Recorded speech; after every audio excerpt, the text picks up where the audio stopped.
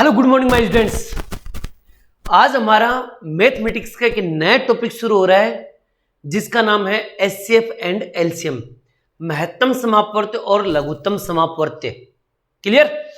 सभी बच्चों से मेरा एक आग्रह है कि जो भी विद्यार्थी इस टॉपिक को शुरुआत से देख रहे हैं उनसे मैं रिक्वेस्ट करूंगा कि अगर ये टॉपिक आपको अच्छा लगे तो इसको ज़्यादा से ज़्यादा शेयर करें और प्लीज़ लाइक करें और सब्सक्राइब तो जरूर करें मेरे चैनल को, ठीक है। और अगर आपको ये वीडियो अच्छा लगे तो अपने दोस्तों को जरूर शेयर करें बेटा, ओके। और भी अन्य जो टॉपिक है जो मैंने पढ़ा रखे हैं उनको भी देखिए और अपनी तैयारी को बेहतर कीजिए बेटा जी, ओके। चलिए करते हैं शुरुआत। आज अपना टॉपिक का नाम है एचसीएफ एंड एलसीएम बेटा जी, ओके। आइए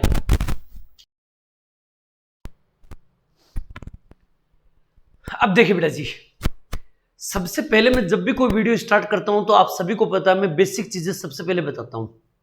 तो चलिए इनकी बेसिक बातों को बैठते हैं। सबसे पहले क्या लिख रखा है, मैसेपे का पूरा नाम क्या है, वह इसके अन्य और कौन कौन से नाम है जिसको मैसेपे के नाम से जाना जाता है।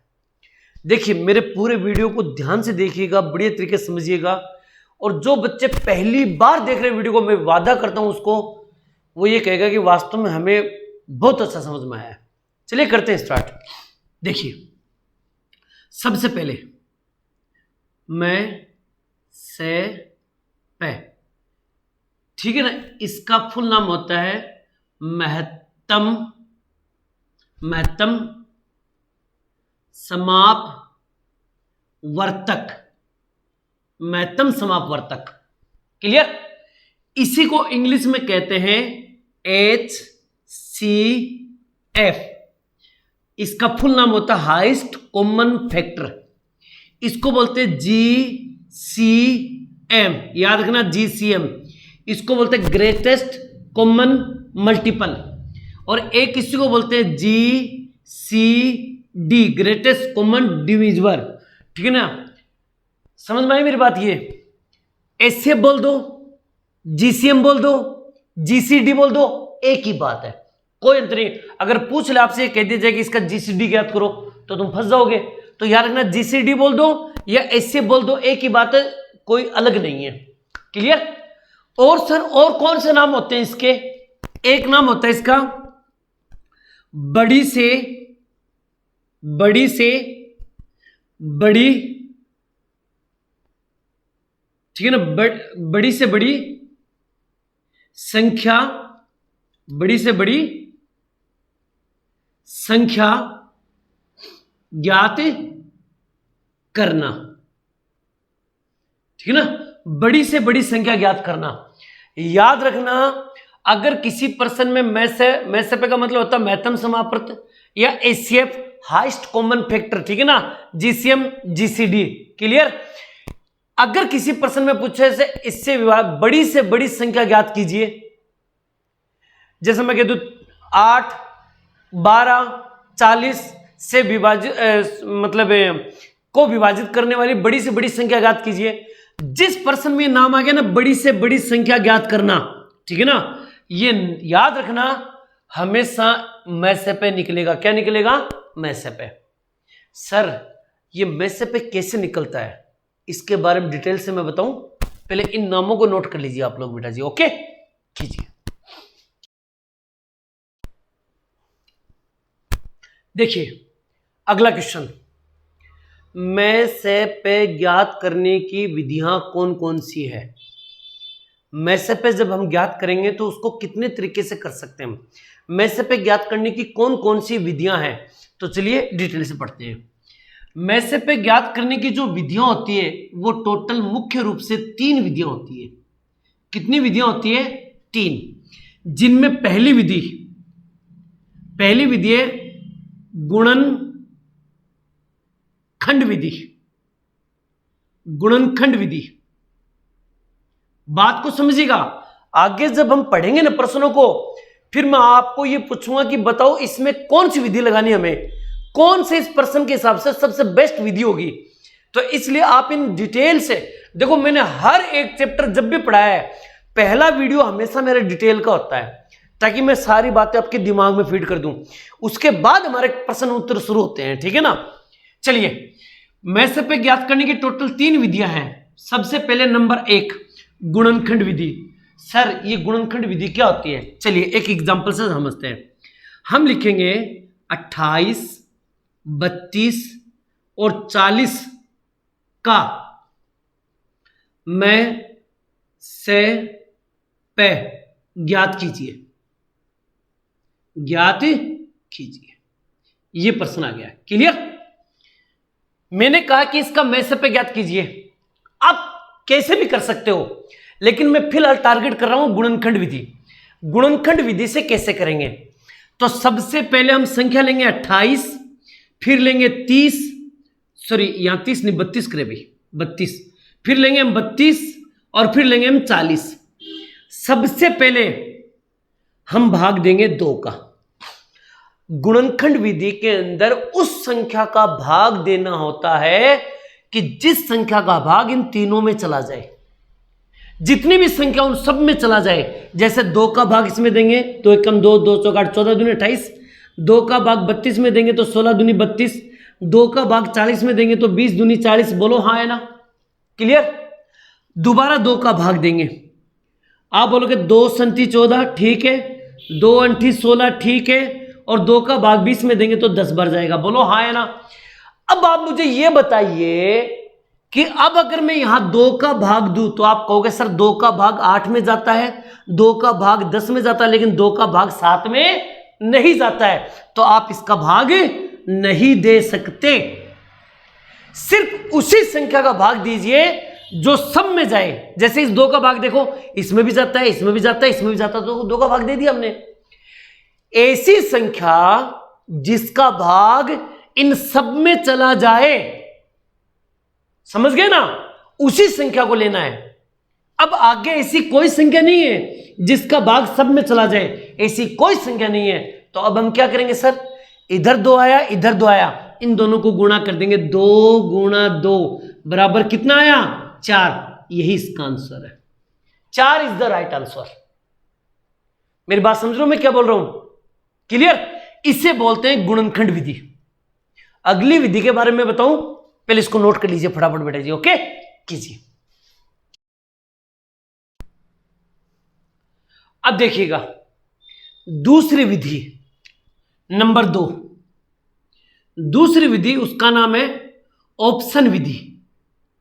ऑप्शन विधि, आप ऑप्शन का इस्तेमाल कर सकते हो। कैसे? एक एग्जांपल लेते हैं। जैसे मैंने कह दिया अभी 28, 32, 40 का मैं से पे ज्ञात कीजिए, ज्ञात कीजिए। क्लियर? ये करना है। साथ में ऑप्शन दे रखा है। Option number A 2, option number B 4, option number C 8, option number D और यहां पर दे दिया 12। ठीक है ना? क्लियर? या 16 दे दिया यहां पर मैंने दे दिया 16 ये कर दिया। अब मैंने ये कहा कि बताओ इसका मैं से पे क्या होगा। मुझे पता आपको पता है, लेकिन फिर भी सुन लो एक बार, ठीक है ना? कि इसका मैं से पे बताओ क्या होगा। जब ऑप्शन विधि काम में लेते हैं ना और हमें मैं से पे निकालना होता है, सबसे पहले ये संख्या होती है 28, 32 और 40 बट्टा नीचे ऑप्शन लिखा जाता है। ऑप्शन फॉर एग्जांपल मैंने लिखा 16। अब देखो 16 का भाग क्या 40 में जाएगा? क्या 16 का पहाड़े के अंदर कभी 40 आते हैं? आपने बोला नहीं आते हैं, तो ये ऑप्शन नहीं होगा। क्लियर? अब मैं लेता हूं 8 को। आप बोलोगे सर 8 का भाग देखो, 8 पंजू 40। मैंने कहा एकदम सही बात है, भाग जा रहा है। 8 चौक 32, हां सर भाग जा रहा है। लेकिन क्या 8 का भाग 28 में जा रहा है? नहीं। सारी संख्याओं में भाग जाना जरूरी है, सभी संख्याएं डिवाइड होनी जरूरी है। तो आपने बोला सर 8 का भाग इसमें जाता है, 8 का भाग इसमें जाता है, लेकिन 8 का भाग इसमें नहीं जाता है, तो ये ऑप्शन नहीं होगा। क्लियर? समझ गए? अब बचा मेरे पास 4 और 2। मैंने बोला सर 4 है। अब देखो 4 ढाई 40 भाग जा रहा है, 4 अंठा 32 भाग जा रहा है, 4 संता 28 सर ये भी भाग जा रहा है। इसका मतलब ये ऑप्शन राइट है। अब इसके ऊपर आ जाओ। सर आपने 2 बोला, 2 का भाग 40 में जाता है 20 दूनी 40, 2 का भाग 32 में जाता है 16 दूनी 32, और 2 का भाग 28 में भी जाता है 14 दूनी 28। बोलो हाँ है ना? आपने बोला हाँ सर भाग जाता है, तो ये ऑप्शन भी डन। मतलब 2 का भाग भी जाता है, 4 का भाग भी जाता है। अब आप ये कहोगे सर ऑप्शन विधि के अंदर हमारे पास 2 उत्तर आ गए, ये तो हम समझ गए, लेकिन राइट आंसर कौन सा होगा? तो सुनो गौर से दुनिया वालों, इसका राइट आंसर ये होगा, ये क्या नाम है? मैसेपे। और मैसेपे का मतलब मैंने क्या बताया था? बड़ी से बड़ी संख्या, बड़ी से बड़ी संख्या बताया था मैंने। और इनमें दोनों में बड़ी संख्या कौन सी है? आपने बोला सर बड़ी संख्या 4 है, इसलिए इसका राइट आंसर 4 होगा। आई होप की बात समझ में आई। क्लियर? हमें बड़ी संख्या को लेना है, छोटी को नहीं लेना। क्लियर? इसे बोलते हैं ऑप्शन विधि। आप भाग देके देख सकते हो, कोई दिक्कत? क्लियर? और मैं आगे बताऊं, इसको नोट कर लीजिए फटाफट बेटा जी। ओके कीजिए। अब देखिए बेटा जी, तीसरी विधि का नाम है भाग विधि। तीसरी विधि इसको बोलते हैं भाग विधि। क्लियर? भाग विधि। अब ये सर ये भाग विधि होती क्या है? भाग विधि कैसे करते हैं? आओ एग्जांपल से समझते हैं। जैसे मैंने कह दिया 28, 32 और 40 का मैं से पे ज्ञात कीजिए, ज्ञात कीजिए। क्लियर? अब आपको क्या करना है कि जब भी मैं से पे निकालना और भाग विधि से निकालने की कोशिश कर रहे हो आप लोग, तो इनमें से कोई 2 संख्याओं को पकड़ो जो पास पास में है, जो एकदम नजदीक है। जैसे 28, 32, 40, चाहे तो आप 32, 40 को ले लो, चाहे 28 और 32 को ले लो, आपकी मर्जी, कोई भी 2 संख्या ले लो। आप 28 और 40 को भी ले सकते हो, ऐसा नहीं कि उत्तर नहीं आएगा, ले सकते हो, लेकिन मैं बोलूं कि नजदीक वाले ले लो ताकि जल्दी हो जाए काम। तो हमने दोनों को ले लिया। आप क्या करोगे सर? 32 को ले लिया और 28 को ले लिया। एक काम करो, इस 32 में भाग दे दो 28 का। आप बोलोगे 28 से कम 28, सर 4 बच गया। फिर इस 4 का भाग इस 28 में दो, 4 का भाग 28 में दो, यानी कि 4 का भाग देना में किसमें? इस 28 में भाग देना। ये ऊपर वाला भाजक नीचे आ जाएगा, 4 संता 28 एलो। और जहां पर भी 0 आ जाए, जहां पर भी 0 आ जाए, तो 0 जहां पर आए उससे पहले देखो आपने किसका भाग दिया? 4 का भाग दिया। यही इसका आंसर होगा। क्लियर? इसका 4 होगा मैं से पे। इसे बोलते हैं भाग विधि। आई होप कि पूरी बात समझ में आए। दोबारा सुन लो, पास वाली 2 संख्या लेनी है, बड़ी संख्या में छोटी संख्या का भाग देना है, भाग चला गया, शेष फल बच गया। जो शेष फल बच गया उसका दोबारा भाग देना है, जिसका पहले भाग दिया था आपने उसमें। ठीक है ना? भाग दिया, 0 बच गया, 0 बचते ही वही आंसर। 0 बचते ही देखो ऊपर किसका भाग दिया था आपने? 4 का दिया था, वही आंसर। बताओ समझ में आया नहीं आया? क्लियर? आगे मैं और भी लेटेस्ट बातें बताऊं, पहले इसको नोट कर लीजिए फटाफट बेटा जी। ओके कीजिए। अब देखिएगा अगला क्वेश्चन, ले से पे का पूरा नाम क्या है और इसको अन्य किस नाम से जाना जाता है? आइए सबसे पहले ले से पे, ले से पे। क्लियर? इसे हम बोलेंगे लघुत्तम समापवर्त्य, लघुत्तम समापवर्त्य। क्लियर? और लघुत्तम समापवर्त्य को इंग्लिश में बोलते हैं एलसीएम। क्या बोलते हैं? LCM, list common multiple. तो चाहे एलएसए बोल दो या लघुत्तम समापवर्त्य बोल दो या एलसीएम बोल दो, एक ही बात है, कोई दिक्कत वाली बात नहीं है। ठीक है ना? इसके अलावा इसको बोला जाता है छोटी से छोटी संख्या ज्ञात करना। छोटी से छोटी संख्या ज्ञात करना। अगर ये पूछा जाए कि वो छोटी छोटी संख्या ज्ञात कीजिए, तब भी हम क्या निकालेंगे? एलसीएम निकालेंगे, यानी कि लेसे पे निकालेंगे। कोई दिक्कत? और मैं आगे बढ़िया बढ़िया बातें बताऊं, इसको नोट कर लीजिए फटाफट बेटा जी, और फिर आगे बढ़ते हैं। ओके कीजिए नोट। अब देखिए बेटा जी, ले से पे ज्ञात करने की कितनी विधियां हैं? ठीक है ना। लसपे की ज्ञात करने की कितनी विधियां हैं?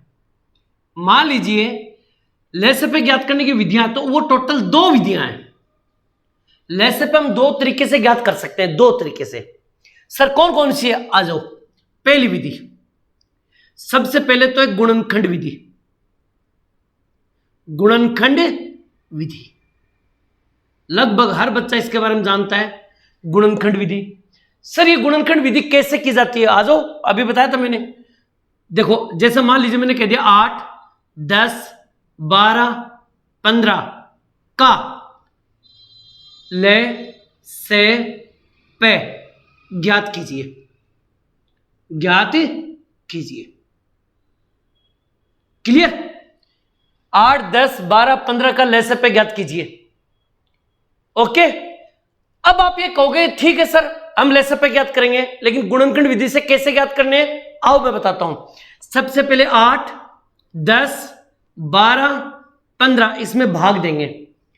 अब यहां पर एक कंडीशन है। क्या कंडीशन है?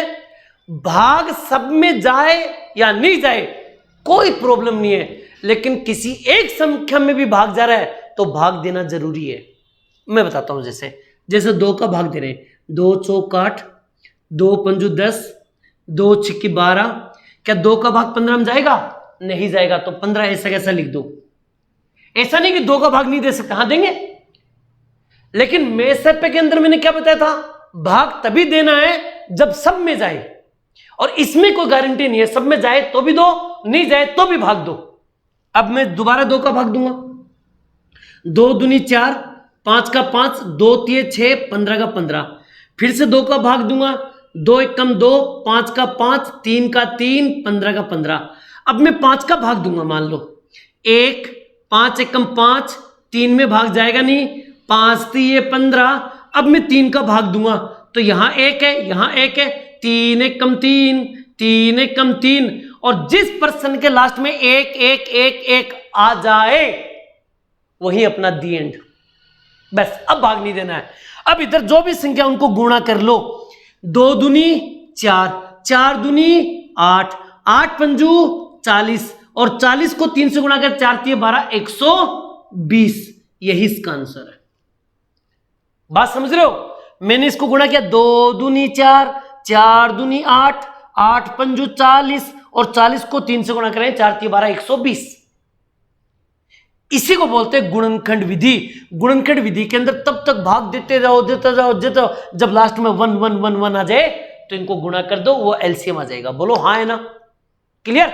आगे मैं दूसरी विधि बताऊं, इसको नोट कर लीजिए फटाफट बेटा जी। ओके कीजिए। अब देखिएगा, अब हम पढ़ेंगे लसपे की दूसरी विधि। ठीक है ना? आ जाओ। दूसरी विधि होती है इसमें ऑप्शन विधि। ऑप्शन विधि, ऑप्शन का इस्तेमाल कर सकते हो आप। आपने बोला सर कैसे? आइए मैं बताता हूं। ठीक है ना? ऑप्शन विधि। अब ऑप्शन विधि के अंदर आप इस्तेमाल किसको करोगे मैं आराम से बताता हूं, सुनिएगा ध्यान से। ऑप्शन एक क्वेश्चन है, सुन लीजिएगा आराम से। ऑप्शन विधि, ऑप्शन विधि के अंदर क्वेश्चन जैसे 8, 10, 12, 15 का लसपे ज्ञात कीजिए। लसपे ज्ञात कीजिए। क्लियर? 8, 10, 12, 15 का लसपे ज्ञात कीजिए। ओके, आइए मैं बताता हूं कौन सी विधि इस्तेमाल करनी है। ऑप्शन, तो जाहिर सी बात है ऑप्शन भी होगा। ऑप्शन हो गया अपने पास कौन सा? जैसे मैं कह दूं 20, ऑप्शन नंबर बी। ठीक है ना? और यहां पर मैं कह दूं आपको 60, option D, option C, sorry option C 120, और ऑप्शन डी, ऑप्शन डी में मैं कह दूं 240। ये कर दिया मैंने। Okay clear? अब सुनो, अगर हमें ऑप्शन का इस्तेमाल करना और क्या निकालना हो लसपे, तो ध्यान से सुनिएगा। ऊपर होना चाहिए ऑप्शन और नीचे होनी चाहिए संख्या 8, 10, 12 और 15। इनमें से ऐसा कौन सा ऑप्शन है जिसमें 15 का भाग भी चला जाए, 12 का भाग भी चला जाए, 10 का भाग भी चला जाए और 8 का भाग भी चला जाए। आपने बोला सर सबसे पहले हम ऑप्शन लेते हैं 20। आपने बोला सर 8 के पहाड़े में कभी 20 नहीं आते हैं, हटाओ आ जाओ। फिर सर आप 60 ले लीजिए, 8 का भाग देंगे 60 में तो 8 के पहाड़े में कभी 60 आता ही नहीं है, तो ये ऑप्शन भी गलत हो गया। बोलो हाँ है ना। फिर आप बोलोगे सर 120 ले लीजिए, 120 15 अंठे 120, 12 का भाग भी जाता है, 10 का भी जाता है और 15 अंठे 120 इसका भाग भी जाता है। आपने बोला सर यही आंसर है। मैंने कहा हाँ यही आंसर है, लेकिन एक बार 240 को लेके देखो, 240 में भाग दो 15 का 15 का 15 15 6 90 भाग जाता है, 12 दूनी 24 भाग जा रहा है, 10 का भाग भी जा रहा है और 8 3 24। अरे भैया 240 में भी 8 का 10 का 12 का 15 का भाग जा रहा है, तो ऑप्शन अपना सी भी सही है, ऑप्शन अपना डी भी सही है। लेकिन सर दो तो ऑप्शन नहीं कर सकते ना सही, कोई एक बताओ तो आ जाओ। इस नाम के ऊपर आओ, ये क्या नाम है? लेसेप है। इसका मतलब होता है छोटी से छोटी संख्या, छोटी से छोटी संख्या, ठीक है ना। इसका अर्थ होता है छोटी से छोटी संख्या। तो इन दोनों में छोटी संख्या कौन सी है? आपने बोला सर छोटी संख्या तो 120 है, तो ये राइट आंसर होगा, ये नहीं होगा। समझ में आई मेरी बात? ये इसे कहते हैं ऑप्शन विधि का इस्तेमाल करना। क्लियर? ओके, ये बेसिक बातें याद करते चलो, मैं बड़ी डिटेल से आपको इन चीजों को बताते रहता हूं, ठीक है ना। इनको सबको याद लिखिए और आगे मैं और बताता हूं बेटा। ओके कीजिए। अब देखिए बेटा जी, अगर आप मैसेप और लेसेप चैप्टर मेरे साथ पढ़ने जा रहे हो तो अभी तक मैंने जितने नियम बताए उनको याद भी करना है। प्लस एक बात और सुनो ध्यान से, एक आपने अगर मेरे साथ साथ आप नोट्स बना रहे हो तो एक पढ़ा होगा आपने भाजकता के नियम, भाजकता के नियम, ठीक है ना। अब ये भाजकता के नियम क्या है? जो बच्चे पहली बार देख रहे हैं तो उनको मैं बता देता हूं, number system, number system, mathematics का मेरा पहला वीडियो अपलोड कर रखा मैंने, नंबर सिस्टम डे नंबर 10, इसके वीडियो को जरूर देख लेना। उसके अंदर 2 की भाजकता, 3 की भाजकता, या ऐसे कर लो 2 की भाजकता, 4 की भाजकता, 8 की भाजकता, 16 की भाजकता, ये अच्छी तरह से याद होनी चाहिए। इसके अलावा 3 की भाजकता याद होनी चाहिए अच्छी तरह से। इसके अलावा 9 की भाजकता याद होनी चाहिए अच्छी तरह से, और इसके अलावा 11 की भाजकता अच्छी तरह से याद होनी चाहिए। अभी सुन लेना, सर ये कैसी भाजकता अब मेरे समझ में नहीं आई, तो जाके नंबर सिस्टम डे नंबर 10 को देख लेना। ये आगे आने वाले चैप्टरों में बार बार यूज करूंगा, फिर ये मत बोलना सर ये कहां से आया। ओके, तो बढ़िया तरीके से तैयारी करनी है आपको। आज से अपना एक चैप्टर शुरू हुआ है एचसीएफ एलसीएम, नोट्स बना लेना बढ़िया, और नोट्स बनाने के बाद में ये चैप्टर जरूर देख लेना, क्योंकि मैं बार बार पूछूंगा 2 की भाजकता क्या थी, 4 का भाग जाने का नियम क्या था, 8 का नियम क्या है, 16 का नियम क्या है, 3 का, 9 का और 11 का नियम क्या है। तो प्लीज बेटा जी इन भाजकता के नियमों को अच्छी तरह से, क्या तो अधिकतर बच्चों को याद होंगे, नहीं याद हो तो जरूर देख लेना। ओके, ये था आज अपना एचसीएफ एलसीएम का पहला टॉपिक, जो पहला मैंने सिर्फ बेसिक बताया आप लोगों को। क्लियर? मैं इसको पूरे डिटेल से और जबरदस्त तरीके से बताऊंगा, चाहे वो सीजीएल हो, चाहे सीपीएसआई हो, चाहे वो एमटीएस हो, कोई भी एग्जाम हो, चाहे आरआरबी की एग्जाम हो, चाहे एसएससी की एग्जाम हो, गारंटी कर रहा हूं एक भी पर्सन बाहर से नहीं आने दूंगा। दिल लगा के पढ़ो बेटा जी। ओके, मिलते हैं एक नए वीडियो में, तब तक आप लोगों से अलविदा। जय हिंद, जय भारत बेटा जी। थैंक यू बेटा।